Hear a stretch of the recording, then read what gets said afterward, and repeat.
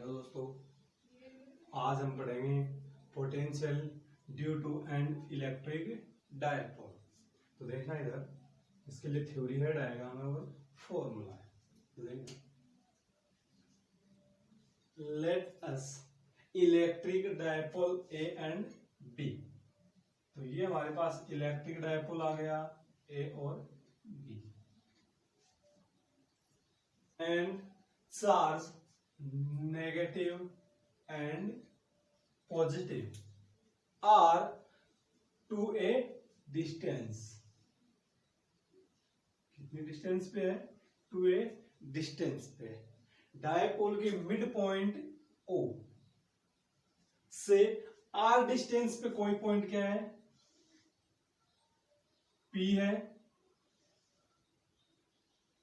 जिस पर हमें डिफाइन करना है इलेक्ट्रिक पोटेंशियल। कितने डिस्टेंस पे है? आर डिस्टेंस पे है। अब पॉजिटिव चार्ज क्यू से पी की जो डिस्टेंस है वो है R2, और नेगेटिव चार्ज से पी की जो डिस्टेंस है वो है R1। ये है R1। अब जो पॉइंट ए है, पॉइंट ए और पॉइंट बी से लाइन ओपी पर परपेंडिकुलर एसी एंड बीडी डालते हैं। कौन सी लाइन पे? ओपी लाइन पे perpendicular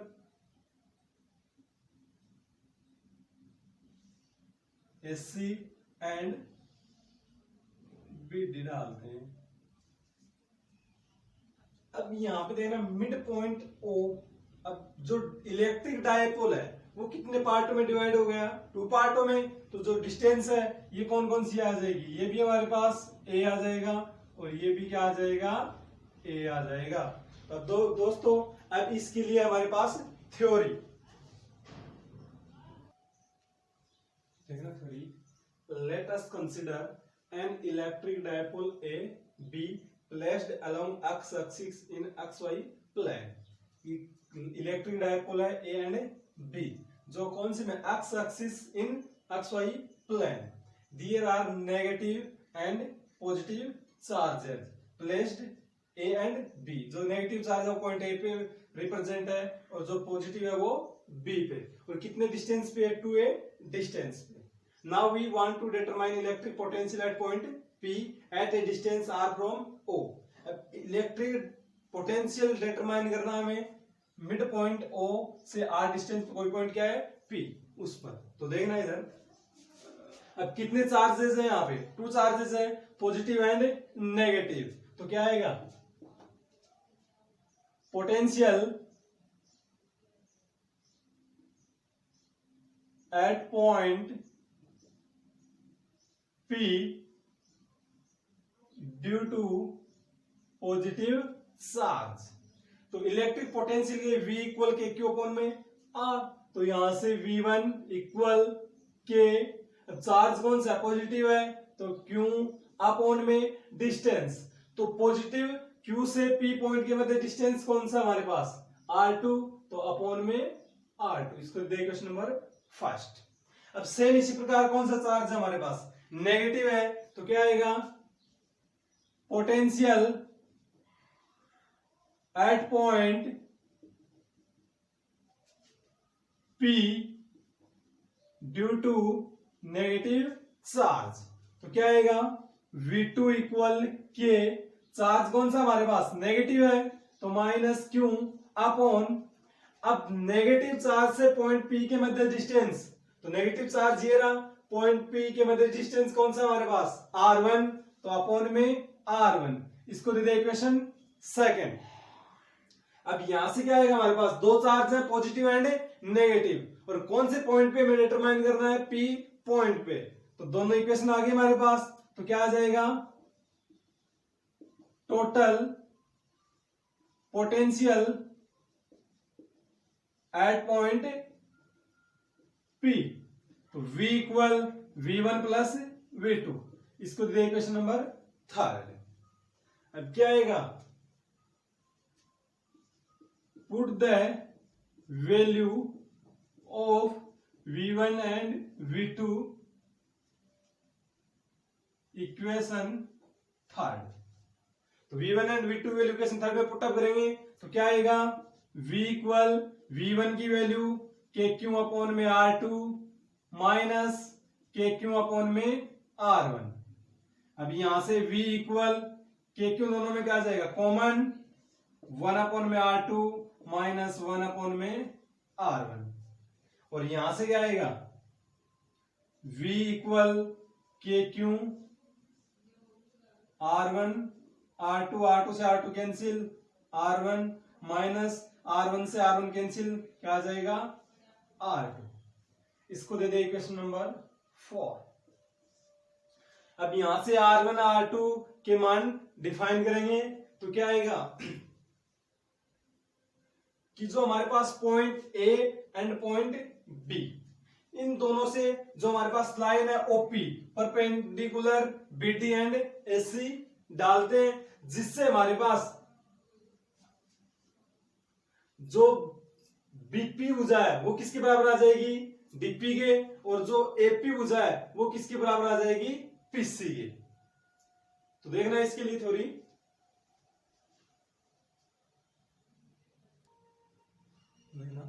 to determine R1 and R1 minus R2, क्या डिटरमाइन करेंगे, R1 R2 और R1 minus R2 are AC and BD with radius R1 and R2, AC and BC।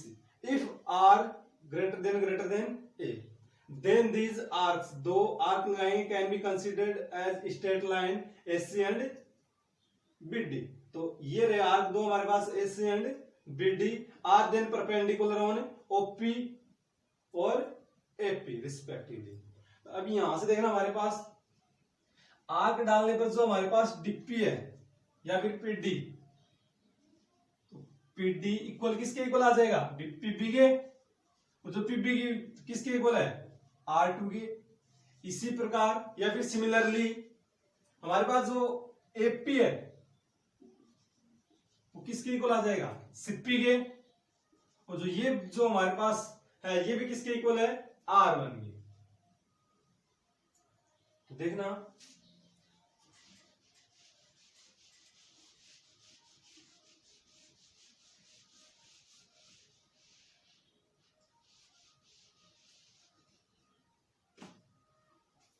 अब देखना हमारे पास लाइन है OP, तो OP, अब ये जो OP लाइन है ये कितने पार्ट में डिवाइड है, दो में, एक तो OD और एक DP। तो OD प्लस में PD।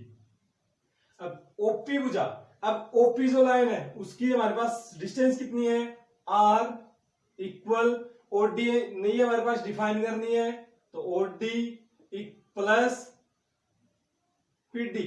PD हमारे पास किसके बराबर है, PB के, जो किसके इक्वल है, R2 के। अब यहां पे हमें डिफाइन क्या करना है, R1 और R2, तो यहां से R2 इक्वल R माइनस का OD। तो देखना दोस्तों यहां पे हमारे पास एक ट्रायंगल बन रहा है, कौन सा है, ODB। तो ट्रायंगल OBD। अब यहां से कोस थीटा इक्वल क्या होता है, कोस थीटा इक्वल होता है बेस अपॉन में हाइपोटेनियस। अब यहां पे हमारे पास बेस क्या है इसका, OD, बेस ये रहा, ये हाइपोटेनियस ये रहा, ये परपेंडिकुलर है हमारे पास, तो बेस क्या आ गया इसका, OD अपॉन में हाइपोटेनियस कितना है, A, क्रॉस मल्टीप्लाई करेंगे, OD इक्वल क्या आ जाएगा, A कोस थीटा। तो क्या आ जाएगा हमारे पास, R2 equal R minus A cos theta. इसको दे दे इक्वेशन नंबर 5। सिमिलरली अब हमारे पास एक जो लाइन है वो कौन सी है, PC। अब ये PC भी कितने पार्टों में है, 2 पार्ट्स में डिवाइड है, OC और OP। तो OC प्लस OP। अब PC किसके इक्वल हमारे पास देखना, AP के किसके इक्वल है, R1 के, तो R1 इक्वल OC डिफाइन करना है प्लस OP की डिस्टेंस R। अब यहां से भी हमारे पास ट्राइंगल बन रहा है,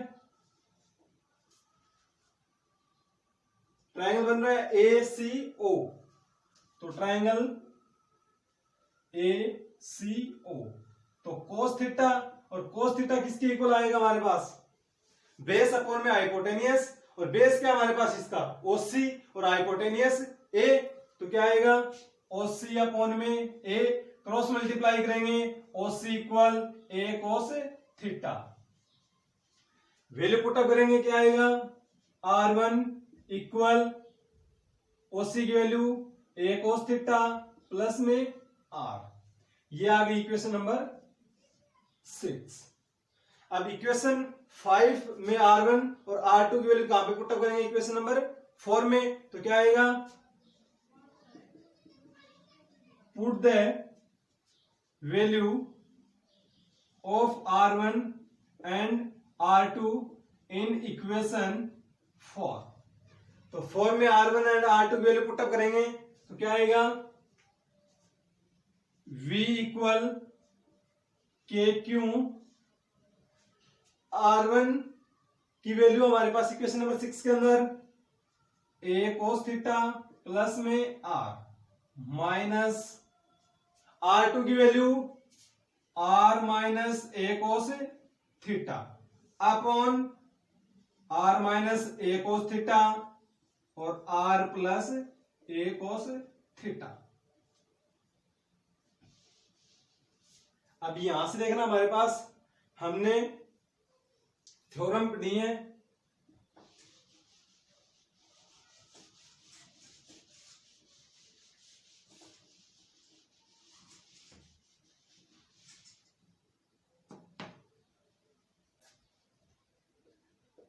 कि ए स्क्वायर माइनस बी स्क्वायर किसके इक्वल होता है, ए माइनस बी के और ए प्लस बी के, ये हमने पढ़ा है। तो यहां से क्या आएगा हमारे पास देखना, v equal k Q A cos theta plus में r माइनस को अंदर मल्टीप्लाई करेंगे तो क्या आएगा, माइनस का r और minus minus plus a cos theta.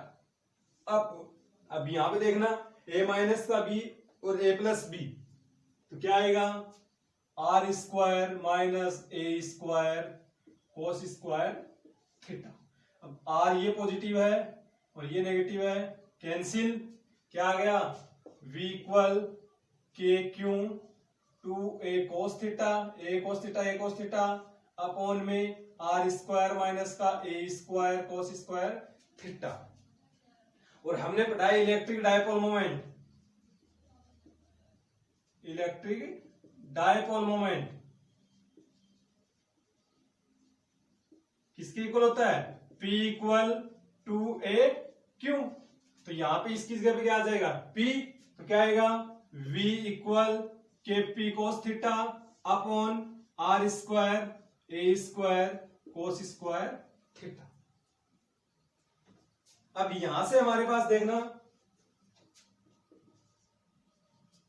जो r है वो क्या है, a से बहुत बड़ा है, तो क्या आएगा r is greater than a, तो r square greater than a square,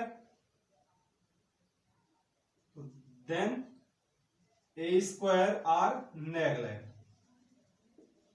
a square को क्या करेंगे नेगलेक्ट, तो यहां से हमारे पास इक्वेशन 7 से क्या आएगा, इसको दे दे इक्वेशन 7, तो इक्वेशन 7 से क्या आएगा हमारे पास,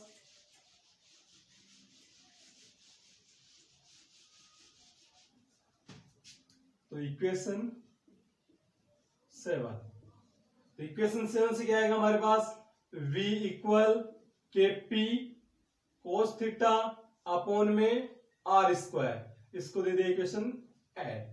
ये क्या आ गया हमारे पास, इलेक्ट्रिक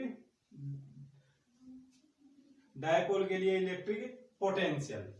अब यहां पे हमारे पास 2 कंडीशन है, या फिर बोल सकते हैं 2 कंडीशनों में डिवाइड है। तो क्या आएगा, it is clear that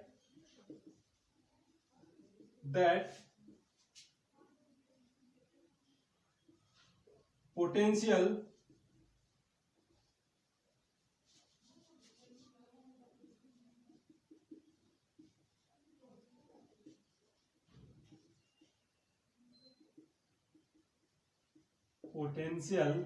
V are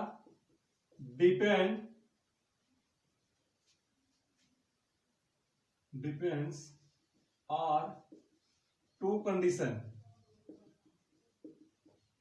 तो केस फर्स्ट है, जब किस पे डिपेंड हो हमारे पास थीटा, किस पे हो, एक्सियल पे। तो फर्स्ट पॉइंट है if point P are axial, कि पॉइंट P कहां पे डिपेंड हो, एक्सियल पे। तो थीटा इक्वल क्या आ जाएगा, 0 और cos 0 की वैल्यू 1। तो इक्वेशन ऐड से V एक्सियल इक्वल क्या आएगा, के P अपॉन में आर स्क्वायर। ये तो किसके लिए आ गया, एक्सियल के लिए। अब केस सेकंड है, if point P depend are equatorial,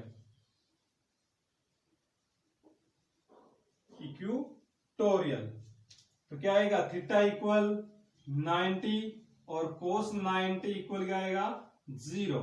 तो इक्वेशन एट से क्या आएगा, V इक्वेटोरियल इक्वल 0। अब हमारे पास इक्वेटोरियल पे हमारे पास इलेक्ट्रिक पोटेंशियल तो क्या आता है, 0 आता है, जबकि इलेक्ट्रिक फील्ड है वो 0 नहीं आता है। ये कितनी कंडीशन है हमारे पास, दो कंडीशन है, एक तो एक्सियल के लिए और एक इक्वेटोरियल।